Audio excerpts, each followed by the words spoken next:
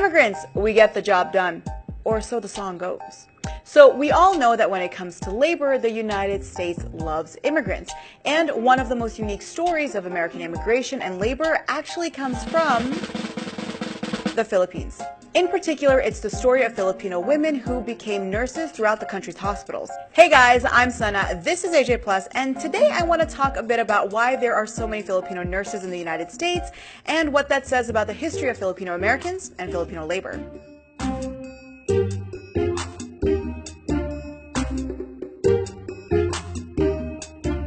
Okay, so you might be saying, Sana, the US has a lot of Filipino nurses? Yep.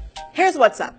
Back in 2015, foreign-born Filipinos made up the fourth largest group of immigrants in the country. And the majority of Filipinos are in California, where they make up 20% of the nursing force, which is impressive when you consider that they only make up about 4% of the state's population. Now, it's easy to think of the Philippines as all the way over there, and the United States right over here. But Dr. Catherine Sneeza Choi, who wrote the book Empire of Care, says that imagining Filipinos as simply foreigners actually erases a history between the countries. Filipinos, and specifically certain groups of Filipino immigrant workers, like immigrant nurses, are not foreigners in the way we tend to think about foreigners.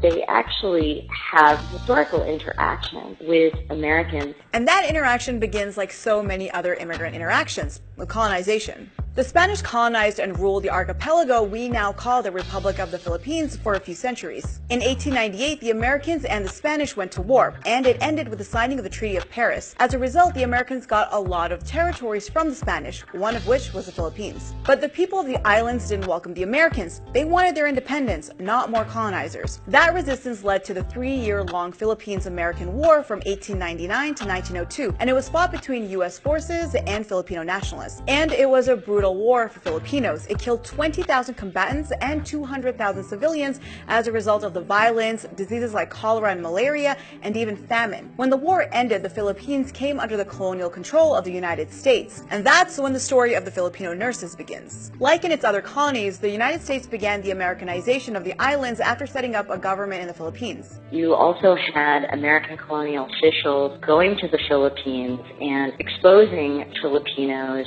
to American culture, to the English language, to Americanized education. And this kind of training influenced so many different groups of Filipinos to dream about the U.S. and to desire to migrate there. American health workers in the Philippines needed locals to deal with the health issues of Filipinos because malaria and cholera had killed so many during the war. But they didn't find any nurses trained the way the Americans had been trained.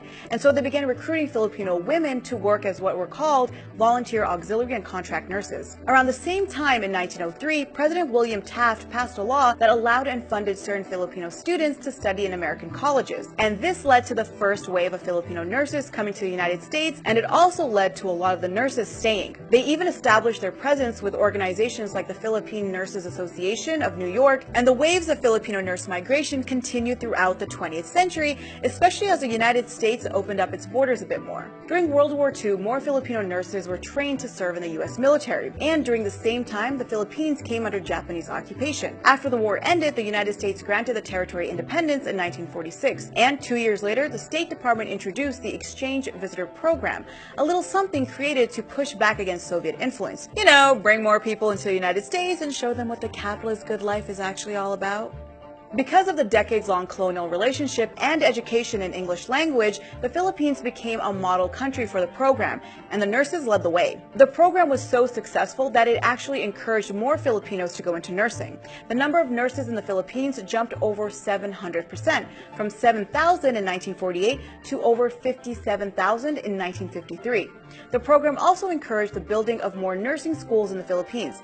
Back in 1940, there were only 10, and today, 429. That program, in addition to the 1965 Immigration Act, opened up the borders even more for educated Filipinos. And so by 1973, we end up seeing over 12,000 Filipino nurses immigrate to the United States. But I gotta mention this, it wasn't just because of American immigration policies that so many Filipinos were migrating to the U.S. In the 1970s, with President Ferdinand Marcos, who ruled under martial law, a policy of labor export was introduced. The whole idea behind the export of labor was that Filipinos would travel abroad on work contracts, make money, send it back home, and thus help a struggling economy. The government even created an agency that directly provided migrant labor to foreign governments and companies. That policy pretty much made the Philippines one of the top exporters of labor. I mean, check this. About 10% of all Filipinos are foreign workers. That's around 10 million people in around 170 different countries. And did the policy of exporting labor actually work for the economy? Well, for decades, the Philippines has been one of the top 5 recipients of money transfers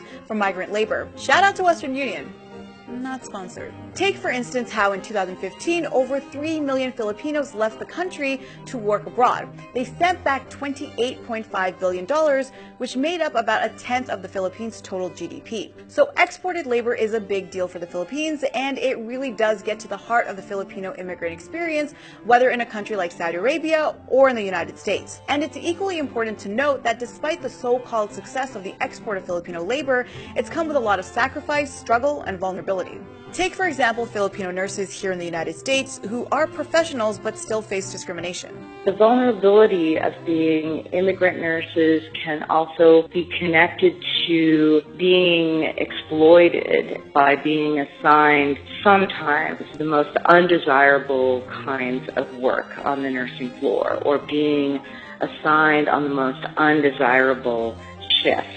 Unfortunately, they are not the kinds of challenges we often think about in the United States that these women would have because they are professional immigrant workers. But even though exported or imported labor is central to Filipino migration, especially to the United States, that's not the only part of the Filipino immigrant experience. In the United States, Filipinos, both citizens and immigrants, have used their experiences to fight for workers' rights. In fact, one of the biggest labor movements in the United States was sparked by Filipino laborers. In 1965, Filipino grape farm workers in Delano, California, went on strike against poor working conditions and low wages. Farm workers across the country joined in on the strike, which eventually led to an international boycott of grapes. The 5-year strike ended with a major win for the farm workers. They got union contracts that protected them.